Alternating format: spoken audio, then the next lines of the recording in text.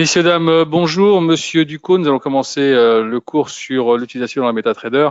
Dans quelques instants, avant toute chose, est-ce que vous voyez bien l'avertissement sur les risques? Est-ce que vous m'entendez? Est-ce que vous voyez bien mon écran avec la souris qui bouge sur cet écran? Vous avez un chat en haut à gauche, à droite de votre écran. Il va y avoir un trait rouge, une flèche rouge qui vous permet d'accéder au chat. Alors, si vous pouvez envoyer un message pour me dire que le son et l'image sont OK, ça m'arrangerait. Sinon, ben, écoutez, je prendrai par acquis que tout le monde m'entend et me voit. Je vous laisse quelques instants, le temps que le retardataire puisse se connecter et on commence juste après. À bientôt. Bonjour à toutes et à tous. Nous allons commencer donc le cours sur la MetaTrader. Et voilà, voici la MetaTrader. Donc, pardon, excusez-moi une seconde. Voilà. Donc, qu'est-ce que c'est d'abord que la MetaTrader? La MetaTrader, c'est une plateforme de négociation. C'est-à-dire que c'est un accès au marché qui vous permet de pouvoir négocier, de trader tous les produits que Avatrade vous propose. Alors, comment elle se présente? Vous avez d'abord ici une plateforme que vous devez télécharger depuis le compte Avatrade, depuis votre compte. C'est-à-dire que quand vous allez sur votre compte, à côté de votre numéro de compte, il y a votre numéro, il y a marqué télécharger plateforme. Si vous téléchargez la plateforme depuis Google ou d'un autre moteur de recherche, ça ne marchera pas. Donc, si vous l'avez fait, vous la désinstallez et vous réinstallez la plateforme NT4 normalement. Quand vous l'avez téléchargée, vous allez arriver là-dessus. Normalement, on vous demandera ici de vous connecter à votre compte de trading et ils vont vous demander votre login, c'est-à-dire le numéro du compte, vous mettrez votre mot de passe, le serveur qui est dédié à ce compte. Si c'est un compte démo, ça sera Ava Démo. Si c'est un compte réel, il vous dira Ava réel 1, 2, 3, 4, 5 ou 6. Ça sera à choisir ici avec la petite croix qui est là, la petite flèche, vous choisirez. Quand vous avez fait ça, vous faites entrer. Une fois que vous êtes entré, vous allez voir comme si vous étiez en attente de rafraîchissement. Le marché va commencer un petit peu à donner les cours. Au début, ça sera un peu figé et marqué attente de rafraîchissement, mais une fois que vous avez mis, vous serez rentré dans votre compte et vous aurez mis le numéro de compte, le mot de passe et le serveur, il n'y aura pas de problème, vous accéderez au marché. Une fois que vous avez accédé au marché, voilà comment ça se présente. Vous avez 3 tableaux importants. Le premier, c'est observation du marché, dans lequel vous allez retrouver l'ensemble des valeurs qui sont cotées sur la plateforme. Le deuxième, c'est le graphique ou les graphiques. Je vous montrerai tout à l'heure pourquoi je dis les, parce qu'on a la possibilité d'en avoir plusieurs sur ce rectangle. Et en bas, vous avez ce qu'on appelle le cadre terminal. Vous allez retrouver d'abord trading. Trading, vous allez retrouver votre solde. Et vous allez retrouver ici surtout les valeurs, les trades qui seront en cours. C'est-à-dire que dès que vous allez ouvrir un trade, vous verrez tout à l'heure, on fera un exemple, le trade apparaîtra ici. Une fois que vous l'avez fermé, ce trade, vous irez dans l'historique et vous retrouverez les trades qui sont fermés. Alors, on revient sur le premier tableau, c'est-à-dire observation du marché. Quand vous avez téléchargé la plateforme, il se peut qu'au début, vous n'ayez pas toutes les valeurs qui s'affichent sur votre écran. Alors, qu'est-ce que vous faites? Vous faites un clic droit sur n'importe quelle valeur et vous faites sur Montrer tout. Quand vous appuyez sur Montrer tout, toutes les valeurs qui vous manquaient vont venir se rajouter sur avec votre petit curseur sur le tableau. Alors, vous allez voir, c'est séparé en plusieurs codes couleurs. Le premier, c'est blanc avec les valeurs du Forex. Le deuxième, ici, c'est un peu saumonné, c'est un peu les commodities. Ici, les valeurs comme le gold, truc en jaune. Ici, en orange, vous avez les cryptos. En bleu ciel, vous aurez les indices. Alors, évidemment, chez moi, ils sont un petit peu dans le fouillis, hein, mais chez vous, ça sera un peu mieux rangé. Ici, en vert, vous aurez les valeurs des actions. Alors, il n'y en a pas que 2 ou 3, hein, il y en a beaucoup plus, mais comme moi, c'est un peu le fouillis, donc c'est un peu normal.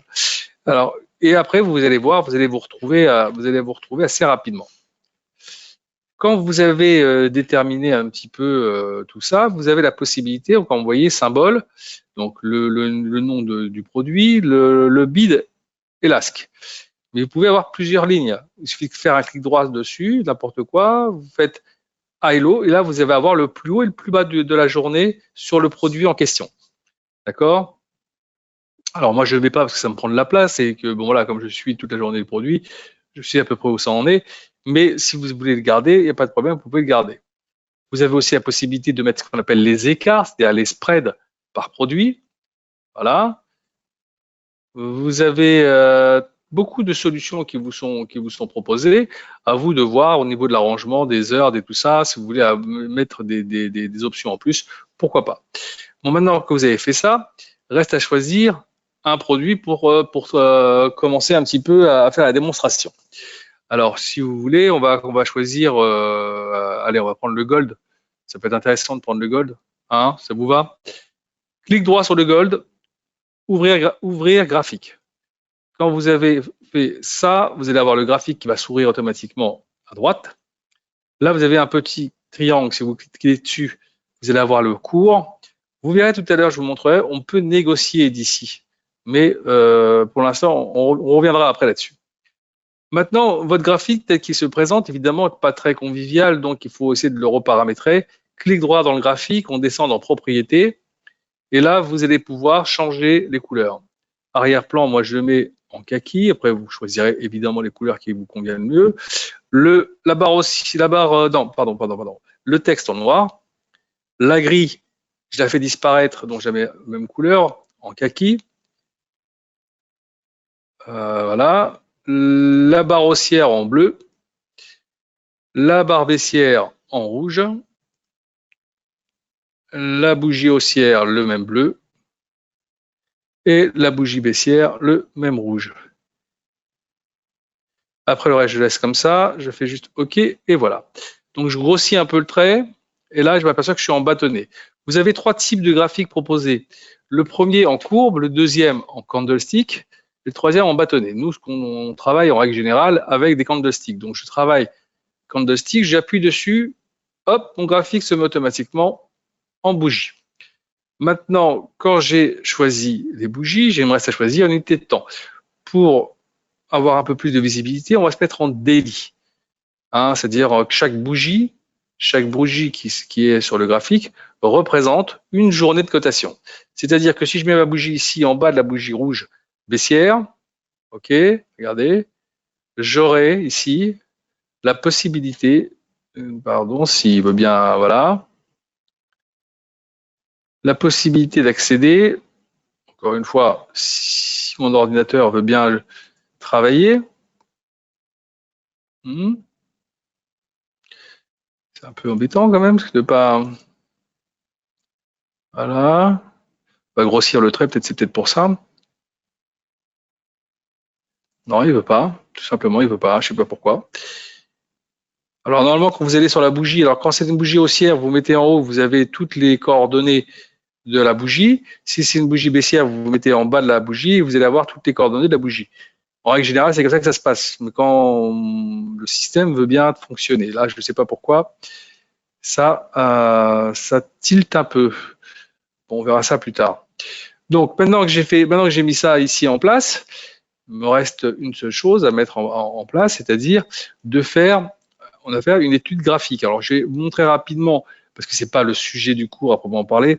Hein, il y a mardi, il y a un cours sur l'étude graphique. Si vous voulez y assister, je vous y invite.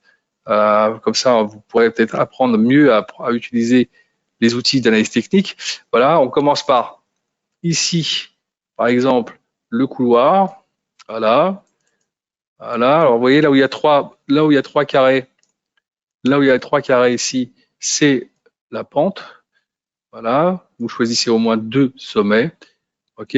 Ensuite ici, voilà, on a ici les retours, on voit. Donc on est vraiment dans un petit marché baissier pour l'instant. Hein. C'est assez criant. Alors, ça ne veut pas dire que ça va rester comme ça. On a déjà connu des marchés baissiers avec des retours. Donc pour l'instant, on a un marché baissier. Alors évidemment, je vous donne une petite précision, dû essentiellement en ce moment à la pression sur les taux d'intérêt. Hein, on était avant hier, on commençait un petit peu à se dire ça y est, ça va être avec la nouvelle de Powell. On attend une baisse des taux, mais on l'attend depuis le mois d'octobre. Donc le marché a anticipé, c'était super, c'était génial, ça a rebondi. Et puis derrière, il se reposait les mêmes questions, mais oui, mais Powell, il a été un peu énigmatique et pas très rassurant en fait. Donc derrière, le marché est redescendu. Et voilà où on en est pour l'instant, on est toujours à se poser des questions.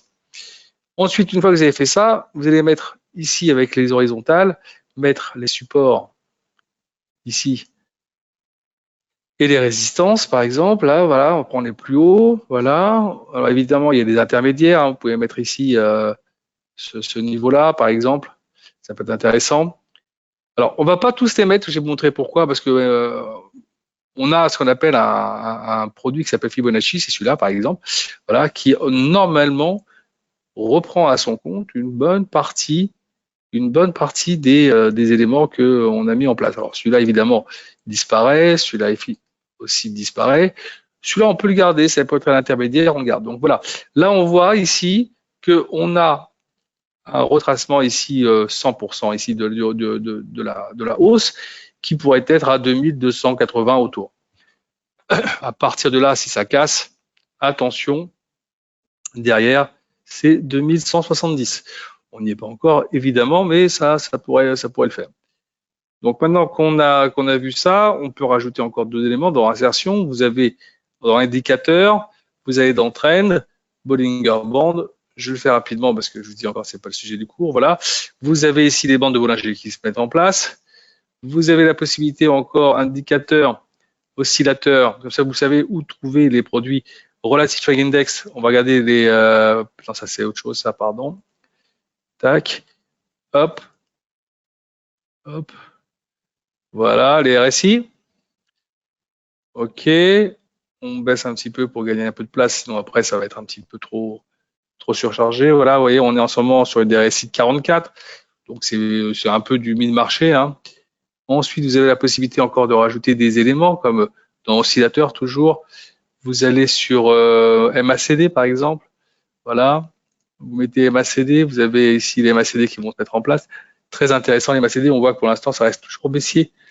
On n'a toujours pas ce changement de cap avec un arrondi qui pourrait nous ramener vers le haut. Même chose sur la RSI, et donc même chose aussi sur le graphique. En objectif, moi, il y a quand même fort à parier qu'on touche les 2280. Peut-être que c'est parti. Alors, continue, indicateur, oscillateur, et là maintenant, vous avez aussi les stochastiques, si vous avez envie de mettre les stochastiques.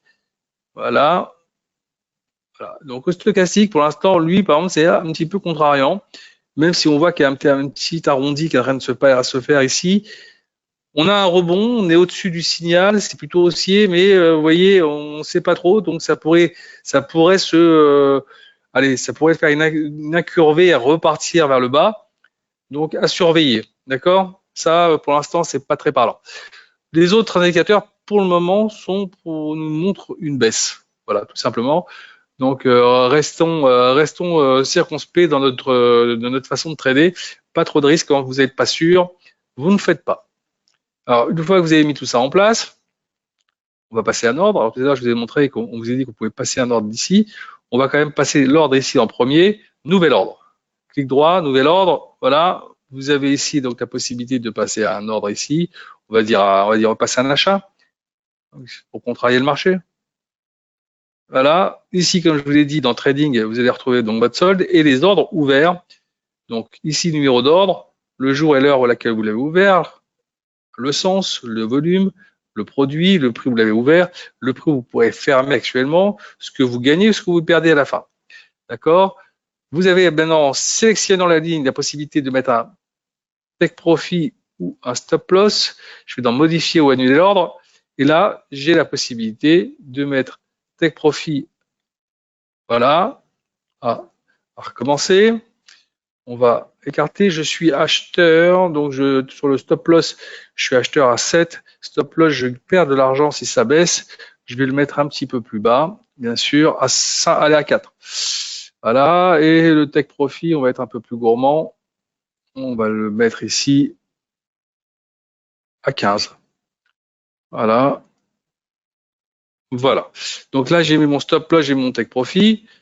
L'ordre est, on va dire, en sécurité. C'est-à-dire que si je vous levez, vous êtes au travail, vous êtes en réunion, ou vous êtes parti chercher les enfants, ou peu importe, on vous a téléphoné, vous n'avez pas la tête, le nez sur l'ordinateur, l'appareil trade pour vous. C'est-à-dire que si on arrive à 2304, l'ordre il s'arrête. Et si ça va vers 2315, l'ordre il s'arrête.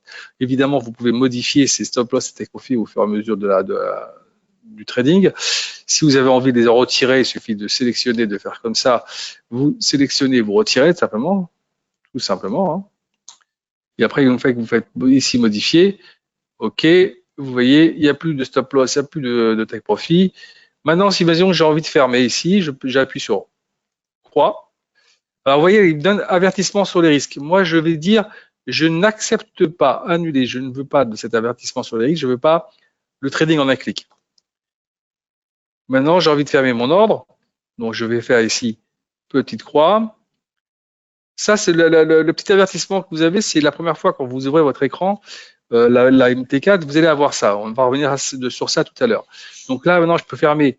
Si je veux fermer l'ordre en entier, j'appuie directement sur prix de clôture, mais j'ai la possibilité ici, vous voyez, de fermer par parcelle. C'est-à-dire, je fais 0,2, d'accord?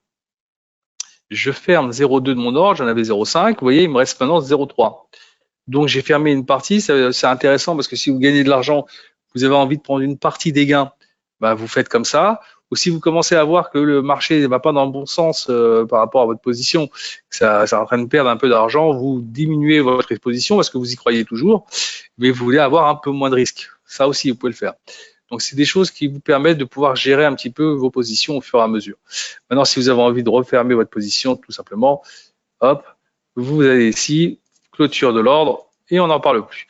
Alors, je vais revenir sur ce qu'on a vu tout à l'heure, hein, sur l'avertissement qui s'est mis en place sur le trading en un clic. Outils, options, trading en un clic. Voilà ce qu'on a eu. Si j'avais accepté tout à l'heure, en étant j'accepte les termes et conditions que j'ai fait OK, ici où on peut négocier actuellement, si vous voyez, il y a 0,5 ici. Si j'appuie sur Sell, j'ai vendu. J'appuie sur Buy, j'ai acheté. J'appuie sur la croix, j'ai fermé. Voilà. Vous voyez, c'est très rapide, mais j'ai plus accès à la possibilité de gérer le volume. Et ça, c'est embêtant. Alors, l'avantage de ce produit, de cette option, c'est que si vous avez envie de faire ce qu'on appelle du scalping, alors c'est très intéressant. OK, voilà, je suis acheteur, je vais dire je suis acheteur, je vais passer mon ordre tout de suite. Je gagne un petit peu, ou voilà, hop, je suis content de ce que j'ai gagné, je ferme. Génial, ça m'a pris 30 secondes, alors que si j'ai la feuille qui s'ouvre, que je dois chercher à mettre le prix, ou eh ben, je perds un peu de temps et le marché il bouge. Des fois, ça bouge très vite. Donc, ça peut être intéressant. Maintenant, si vous ne maîtrisez pas ça, je vous conseille d'aller sur outils, d'aller sur options, d'accord, de désengager le trading en un clic et de faire OK. À partir de là, si vous appuyez ici, vous avez la feuille de l'ordre qui s'ouvre naturellement et vous pouvez passer vos ordres tranquille en mettant choisissant le volume, achat, vente, tranquille, vous choisissez exactement ce que vous voulez faire. Ça, c'est quelque chose à mon avis, à mon sens, qu'il faut faire si vous n'êtes pas encore bien aguerri avec la plateforme. Une fois que vous allez être un peu plus sûr de vous, pourquoi pas essayer de travailler avec le tri en un clic. OK? Maintenant, vous avez fait votre graphique tout à l'heure, d'accord? Quand vous avez fait votre graphique, il faut l'enregistrer pour ne pas avoir à le refaire à chaque fois. Vous allez donc ici dans enregistrer graphique. Là, vous allez avoir une feuille qui s'ouvre, vous marquez le nom du produit, c'est marqué Gold, vous faites sauver, et donc une fois que vous avez fait ça, le produit va être ici dans le petit lexique.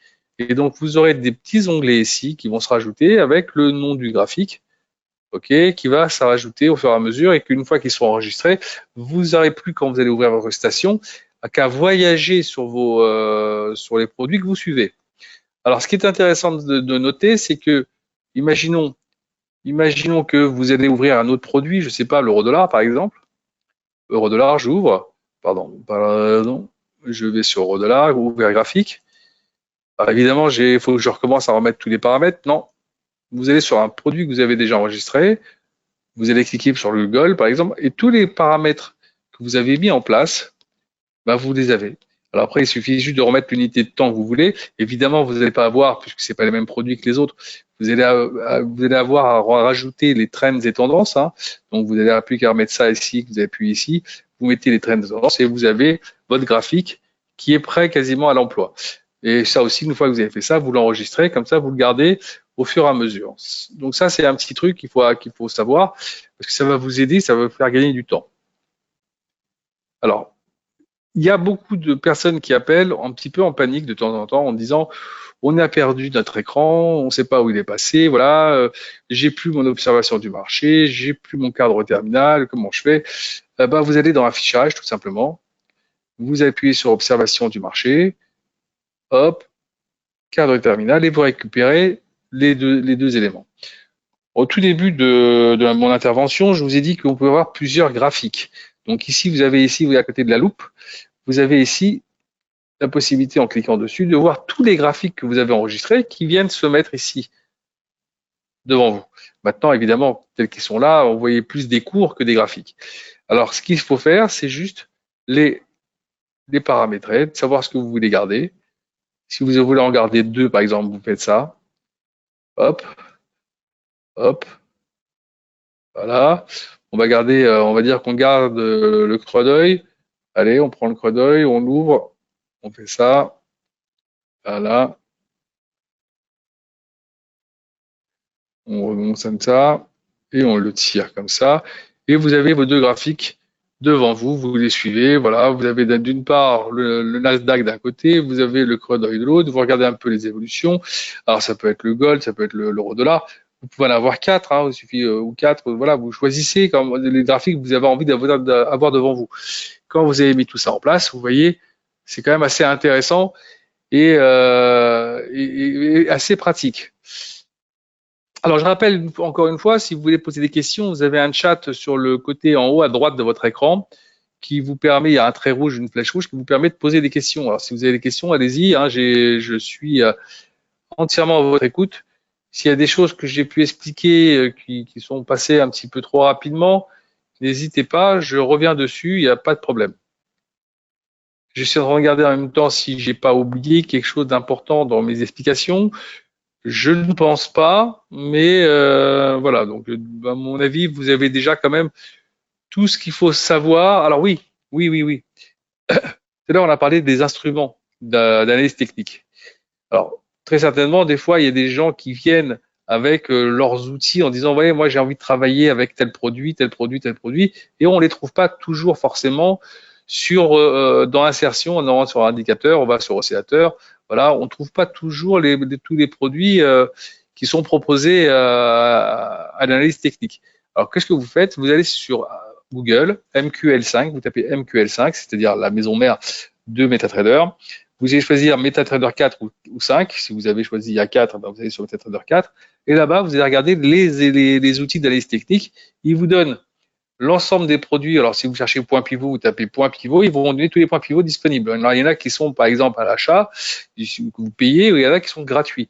Vous regardez un petit peu comment ils se présentent. Il y a une fiche technique, il y a des notes qui sont mises dessus. Si vous choisissez un produit, il suffit après d'appuyer sur télécharger.